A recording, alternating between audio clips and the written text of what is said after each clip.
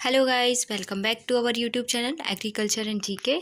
My self Anjali Namdev. और आज हम बात करेंगे मोस्ट इम्पॉर्टेंट एमसीक्यू क्वेश्चंस के जो एग्रीकल्चर एंड एग्रीकल्चर इकोनॉमी से रिलेटेड हैं और जो आपके एग्ज़ाम पॉइंट ऑफ व्यू से एफसीआई एजीएम के एग्ज़ाम्स के रिलेटेड क्वेश्चंस हैं। सो आप इनको एग्ज़ाम में पढ़ के जाइएगा, बहुत इंपॉर्टेंट क्वेश्चन है ये आपके, ठीक है। इसको आप वीडियो को एंड तक देखना ना भूलें। और यदि आप हमारे चैनल में नए हैं और आपने अभी तक हमारे चैनल को सब्सक्राइब नहीं किया है तो आप हमारे चैनल को सब्सक्राइब करें, वीडियो को लाइक करें और वीडियो को शेयर करें। इसके अलावा यदि आपने हमारे एप्लीकेशन एग्रीकल्चर एंड जीके के ई लर्निंग एप्लीकेशन को इंस्टॉल नहीं किया है तो अभी जाकर गूगल प्ले स्टोर से आप एग्रीकल्चर एंड जीके के एप्लीकेशन को इंस्टॉल करें। इसमें आपको फ्री में ई बुक्स दी गई हैं जिसे आप डाउनलोड करके ऑफलाइन पढ़ सकते हैं। इसके अलावा एग्रीकल्चर एंड एलिट सब्जेक्ट्स के कोर्सेज़ को लॉन्च कर दिया गया है। आप चाहें तो इसे परचेज़ कर सकते हैं, इनकी टेस्ट सीरीज़ को परचेज़ कर सकते हैं जो कि आपके एग्ज़ाम पॉइंट ऑफ व्यू से बहुत ज़्यादा इंपॉर्टेंट होंगे, ठीक है। तो हम आज के क्वेश्चंस की बात करेंगे, एमसीक्यू क्वेश्चंस की। तो हमारा जो फर्स्ट क्वेश्चन है वो है ग्रोइंग ऑफ 2 और more crop simultaneously on the same field in a definite pattern is known as. या हम एक फील्ड में जब हम 2 या 2 से ज़्यादा क्रॉप्स को लगाते हैं तो उस डेफिनेट मतलब पैटर्न को क्या कहते हैं? Mix cropping, inter cropping, mix farming और हाइब्रिड फार्मिंग। तो इसका आंसर होगा मिक्स क्रॉपिंग। मतलब 2 या 2 से जब फसलों को हम लगाते हैं, ठीक है, सेम फील्ड में, तो उसको हम मिक्स्ड क्रॉपिंग कहते हैं, ठीक है।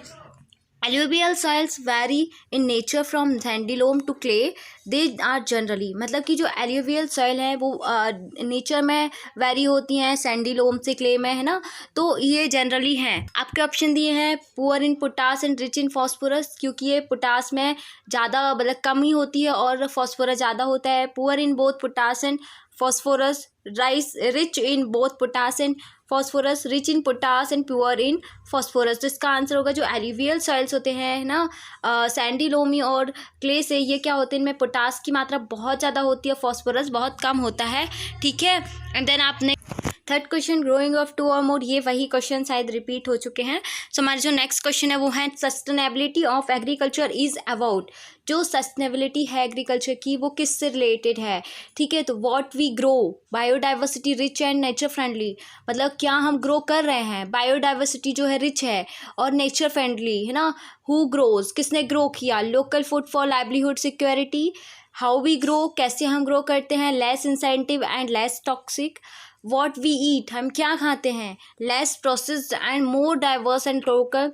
तो इसके आपको ऑप्शन दिए हैं, ओनली 1 करेक्ट है, ओनली 2, 1 और 3 करेक्ट है, 1 और 3 और 4 करेक्ट है, या 1 2 3 4 सारे करेक्ट है। तो ये जो आंसर है वो सारे करेक्ट हैं। मतलब कि क्या हम ग्रो करते हैं, what we grow, who grows, how we grow and what we eat, ये क्या है, सस्टेनेबिलिटी ऑफ एग्रीकल्चर को बताता है, ठीक है। हम नेक्स्ट बात करेंगे milpa and ladang is are different names. जो मिल्पा और लदांग है वो किसके डिफरेंट नेम है, शिफ्टिंग कल्टीवेशन के, मिक्स फार्मिंग के, ट्रक फार्मिंग के और प्लांटेशन एग्रीकल्चर के। तो इसका ऑप्शन नंबर ए सही होगा, क्योंकि ये जो मिल्पा और लदांग जो है वो शिफ्टिंग कल्टीवेशन के ही डिफरेंट नेम हैं, ठीक है। एंड द नेक्स्ट क्वेश्चन जो आपका है अरेबिका, रोबस्टिका, लाइबेरिका आर वेराइटीज़ ऑफ। ये जो अरेबिका, रोबस्टिका, रोबस्टा है ना, लाइबेरिका, ये जो वैरायटी है वो किसकी है, कॉफ़ी की, टी की, शुगर केन की और कॉटन की। तो ये जो वैरायटी है वो है कॉफ़ी की, ठीक है। एंड नेक्स्ट हम क्वेश्चन नंबर 8 की बात करेंगे, which of the following is not an insecticide. इनमें कौन इंसेक्टिसाइड नहीं है। तो हम पैराथियन, एल्ड्रेन, ट्राइजीन्स और बेगोन। तो ये जो पैराथियन, एल्ड्रेन और बेगोन है वो इंसेक्टिसाइड्स हैं और इसमें से जो ट्राइजीन्स है वो इंसेक्टिसाइड्स नहीं है।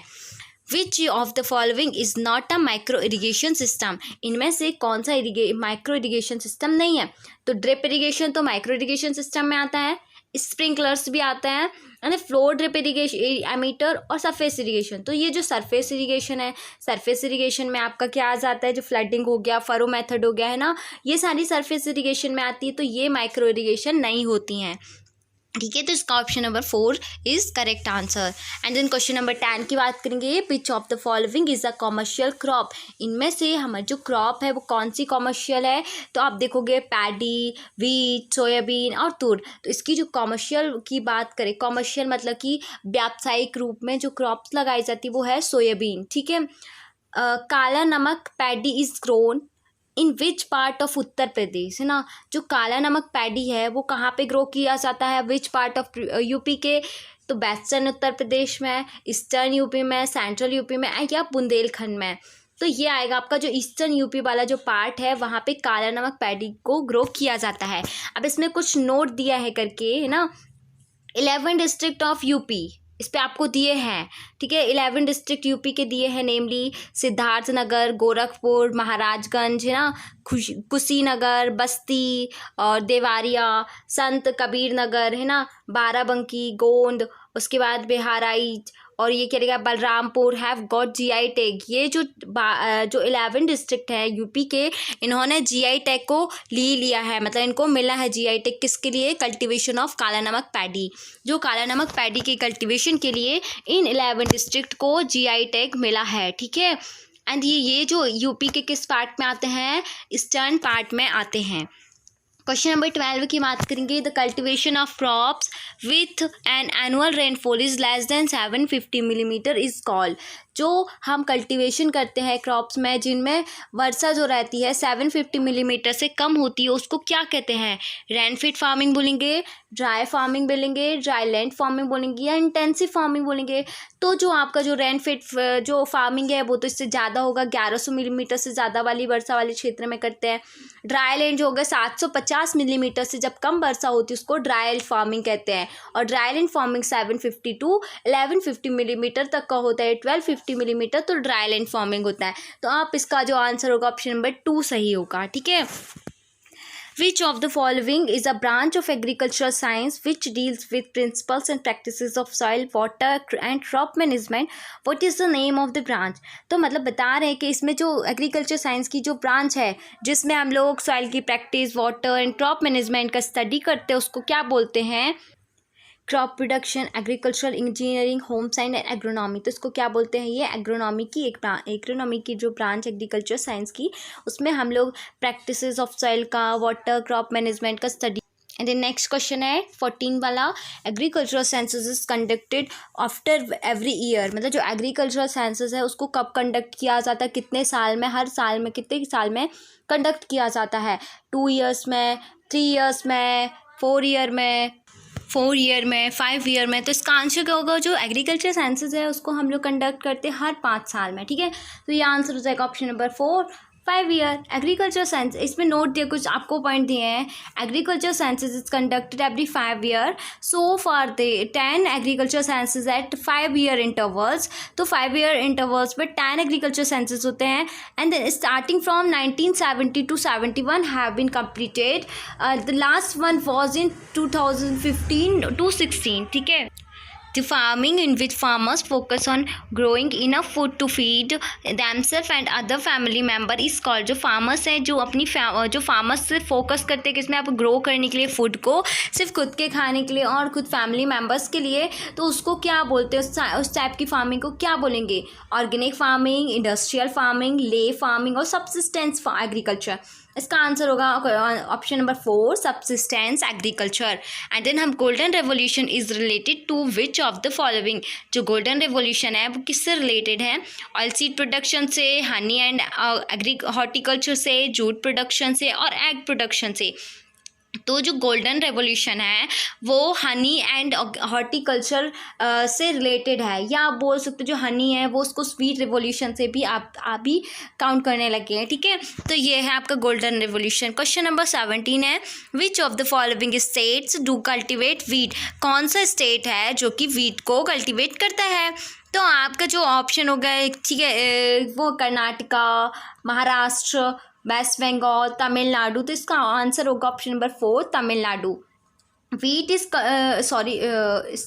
Is not cultivated in Tamil Nadu because atmospheric temperature in Tamil Nadu does not fall below 15 degrees Celsius. The optimum temperature for the growth of wheat plant is 10 degrees Celsius to 15 degrees Celsius.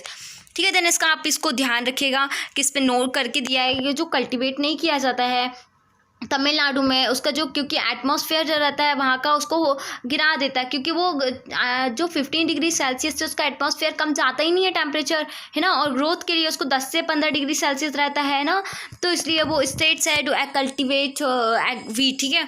Then हम next बात करेंगे, what kind of cropping pattern is used in rainfed farming areas.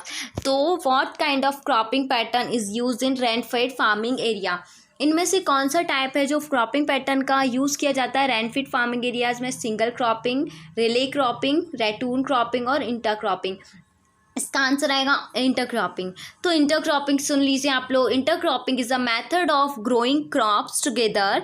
The rational is that two or more crops with diverse growth habits और duration of growth और both may be able to exploit plant nutrients, moisture in different soil layers and intercept light more effectively then a single crop. मतलब बता रहे कि intercropping जो है एक प्रकार की एक ऐसी मेथड होती है क्रॉप्स को ग्रो करने की, साथ में जो कि रेशनल होती है, ठीक है। रेशनल होगी is that two or more crops को डाइवर्स कर देते हैं ग्रोथ हैबिट में और ड्यूरेशन ऑफ ग्रोथ में, है ना। तो ये क्या होती है? Intercropping. The method of harvesting a crop which leaves the roots and lower parts of the stem uncut to give the stable crop is known as. मतलब बता रहे कि जब ऐसी मेथड हार्वेस्ट करने की जिसमें कि हम कुछ लीव्स ऑफ द रूट्स की जो लीव्स हैं उसको हम छोड़ देते हैं या लोअर पार्ट को हम नहीं कट करते हैं, उस टाइप की स्टेबल क्रॉप को क्या बोलते हैं? तो इसको बोलते हैं mulching, intensive farming, ratooning and zero tillage. तो इसको बोलते हैं हम लोग रैटूनिंग, और ये मोस्टली किस में की जाती है? शुगर कैन में की जाती है। आप लोगों ने पढ़ा होगा, ठीक है। एंड देन 20 क्वेश्चन है, which of the following fruits has maximum area under cultivation. इनमें से कौन सा जो फ्रूट है वो सबसे ज़्यादा अंडर कल्टिवेशन के लिए लिया गया है area? Mango, jackfruit, berries and apple. इसका आंसर होगा ऑप्शन नंबर ए, मैंगो जो है सबसे ज़्यादा एरिया में कल्टिवेशन किया जाता है। Jute cultivation in India is concentrated in delta area of which of the following rivers. तो बता रहे किस एरिया में किया जाता है? गंगा, महानदी, ब्रह्मपुत्र, गोदावरी। तो इसका आंसर होगा option number A, Ganga.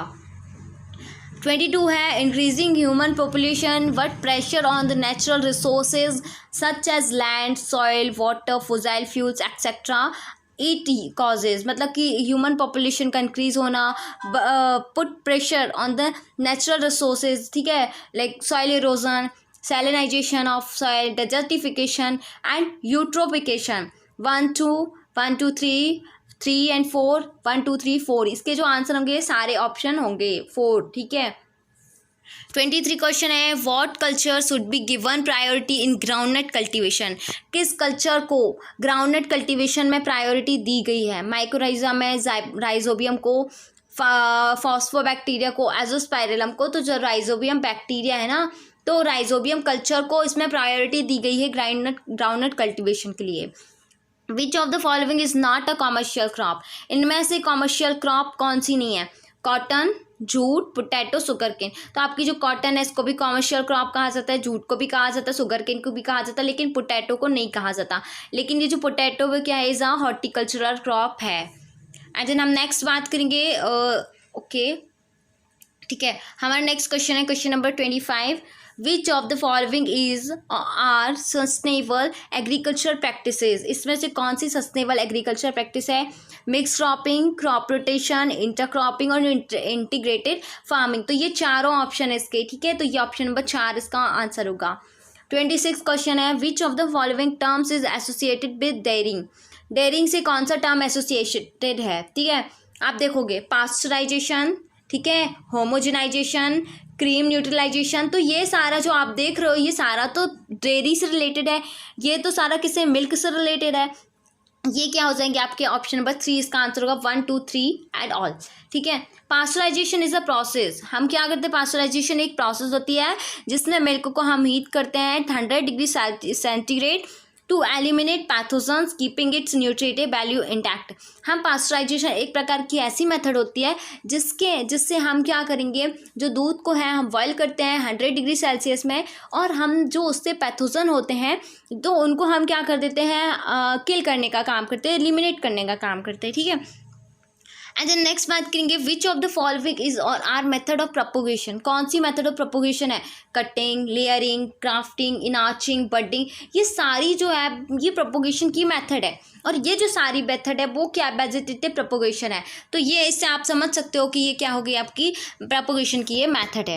And then question number 28 की बात करेंगे which of the following pair is not missed correctly, red revolution tomato production से और ब्राउन रेवोल्यूशन पोटैटो प्रोडक्शन से, पिंक रेवोल्यूशन आपका दिया है ब्राउन प्रोडक्शन से, ठीक है। एंड देन आपका जो दिया है वाइट रेवोल्यूशन मिल्क प्रोडक्शन से। तो इस पर तो कुछ गड़बड़ दिया है ना, इसमें आंसर तो आपको 2 दिया है, लेकिन आपका जो इसमें आंसर होगा आपका इसमें नन ऑफ दीज आएगा, तो आप नन ऑफ दीज लगाइएगा क्योंकि जो राउंड रेवोल्यूशन है वो भी तो पोटैटो से है ना, आपका पिंक रेवोल्यूशन ब्राउन से है, वाइट रेवोल्यूशन मिल्क से है, तो इसको आप करेक्ट कर लीजिएगा, आप इस पर नन ऑफ दीज कर लीजिएगा क्योंकि राउंड रेवोल्यूशन तो पोटैटो से रिलेटेड है ना, ठीक है। एंड देन नेक्स्ट बात करेंगे which one of the following is a rabi crop in the northern state of India, मतलब इनमें से कौन सी रबी क्रॉप जो है नॉर्थन स्टेट इन इंडिया से बिलोंग करती है। तो आप देख सकते हो राइस, बाजरा, बारले और रागी, जो इसका आंसर होगा बारले। तो जो बारले क्रॉप है वो रबी क्रॉप की है and then northern state of India से बिलोंग करती है। एंड देन नेक्स्ट हम बात करेंगे which of the following is known as golden fibre, golden fibre के नाम से किसे जाना जाता है, जूट को, कॉटन को, सिल्क को, वूल को। तो कॉटन को तो वाइट जो है ना सिल्वर, ठीक है। तो आप देखोगे इधर पे जो जूट है, जूट को हम गोल्डन फाइबर के नाम से जाना जाता है। हमने पढ़ा भी था जूट का, जब हम कल्टीवेशन पढ़ रहे थे तब हमने आपको बताया था कि गोल्डन फाइबर के नाम से जूट को जाना जाता है। Jute is regarded a golden fibre because it is one of the longest and most used natural fiber for various textile applications. The term soil empowerment relates to which one of the following? Soil erosion, soil deposition, soil getting very deficient in plant nutrients, soil getting enriched with plant nutrients. इसका answer होगा option number 3, soil getting very deficient in plant nutrient. Next हमारा question number 31 है what is intercropping. Intercropping क्या है? It is the time period between 2 cropping season. क्या ये 2 cropping season के बीच का टाइम है? इट इज़ ग्रोइंग ऑफ 2 और more crops in random mixture. क्या हम एक 2 क्रॉप को लगाते हैं तो उनको रैंडम मिक्सचर से लगाते हैं? इट इज़ ग्रोइंग ऑफ 2 और more crops in definite row pattern. तो ये इनको हम ग्रो करते हैं 2 या 2 से अधिक क्रॉप को डेफिनेट रो पैटर्न में। It is growing of different crops on a piece of land in a pre planned succession. इसका आंसर होगा option number 3, it is growing of 2 और more crops in definite row pattern. हम row pattern में हम crops को जब grow करते हैं उसको इंटरक्रॉपिंग बोलते हैं। In which one of the following states is jute not significantly cultivated. इनमें से कौन सा स्टेट है जिसमें जूट को कल्टिवेट नहीं किया जाता है significantly? Assam, West Bengal, Orissa and Andhra Pradesh. तो इसका आंसर होगा ऑप्शन नंबर जो डी है। आंध्र प्रदेश एक ऐसा स्टेट है state is jute not significantly cultivated. And then now question number 33 हम पढ़ेंगे genetic industry include. Genetic industry किससे इंक्लूड है? एग्रीकल्चर से, फिशिंग से, हंटिंग से और माइनिंग से। तो ये है एग्रीकल्चर से। Colour of the tag use on certified seed bags is. जो सर्टिफाइड सीड बैग के लिए कलर का यूज़ किया जाता है वो कौन सा है? Blue, purple, white, golden, yellow. तो जो ये सर्टिफाइड सीड बैग के लिए किया जाता है वो है ब्लू कलर को। क्वेश्चन नंबर 35 है saffron farming is being developed in which state other than Jammu and Kashmir. जो सैफरन फार्मिंग है, ठीक है, उसको हम डेवलप की गई किस स्टेट में? जम्मू और कश्मीर को छोड़ के। तो आप देखोगे अरुणाचल प्रदेश, सिक्किम, नागालैंड, तमिलनाडु। तो इसका answer option number 2 Sikkim. The saffron bowl which was so far confined to Kashmir may soon expand to north east India. Expand भी होगा ये नॉर्थ ईस्ट इंडिया में भी। नेक्स्ट क्वेश्चन नंबर 36 की बात करेंगे which one of the following term describes the practice of growing 2 और more crop simultaneously on the same piece of land is called mixed cropping बोला जाता है। द प्रैक्टिस ऑफ ग्रोइंग 2 और more crop simultaneously on the same piece of land is termed as mixed cropping. Dryland farming in India is largely confined to area with rainfall less than। तो ये क्या होती है? Dryland farming India में largely हम confine कर सकते हैं क्या मतलब इसका कितना वर्षा होती है? किससे कम होगी, तो आप इससे बोल सकते हो 75 सेंटीमीटर से कम, ठीक है। 750 मिलीमीटर होगा, है ना, मिलीमीटर में देखोगे तो 750 मिलीमीटर, और आप इससे बात करोगे तो 75 सेंटीमीटर में दिया है।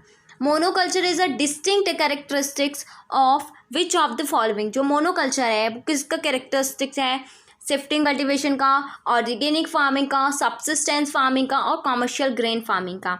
तो ये है कमर्शियल ग्रेन फार्मिंग का। Monoculture the agriculture practice of production और growing a single crop over a wide area for a large number of consecutive years is a distinct characteristics of a commercial grain farming.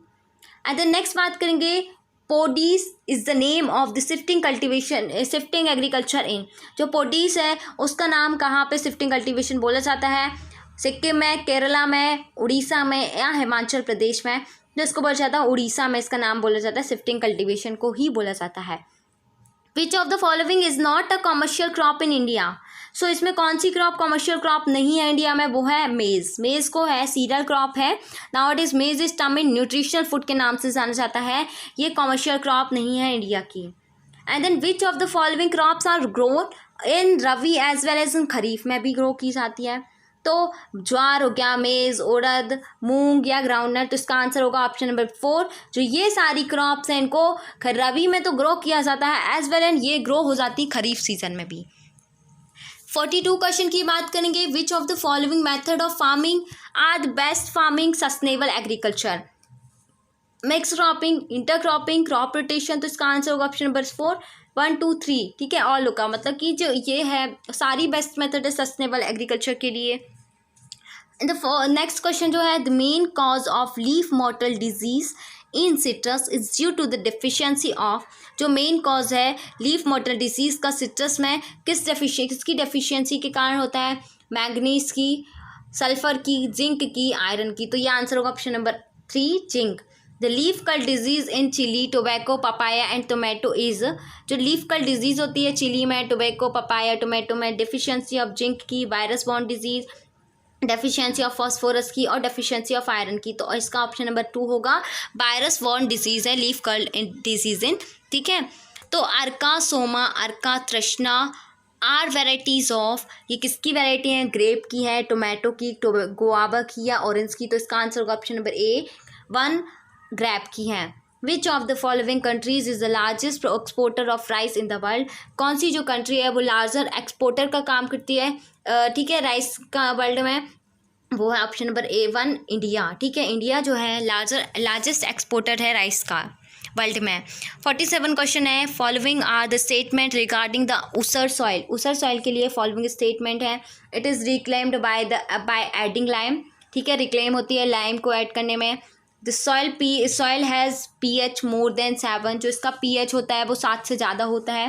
Paddy crop can be grown in this soil, इस crop में इस soil में paddy crop grow कर सकते हैं। इसका answer क्या होगा, 1 और 2 होगा, 2 और 3 होगा, या 3 सही होगा या 1 सही होगा, तो देखो, ठीक है, इसका आंसर जो होगा इस पर 2 होगा, ऑप्शन नंबर 2 और 3, ठीक है। एंड देन 48 जो है, what are the advantages of fertigation in agriculture, agriculture में एडवांटेजेस क्या है फर्टिगेशन का, controlling the alkalinity of irrigation water is possible, efficient application of rock phosphate and all other phosphatic fertiliser is possible, increase the availability of nutrients to plants is possible, reduction in the leaching of chemical nutrients is possible। 1, 2, 3 इसका option है, इसके आंसर होगा option number 3। Fertigation is the technique of supplying dissolve fertiliser to crop through the irrigation system.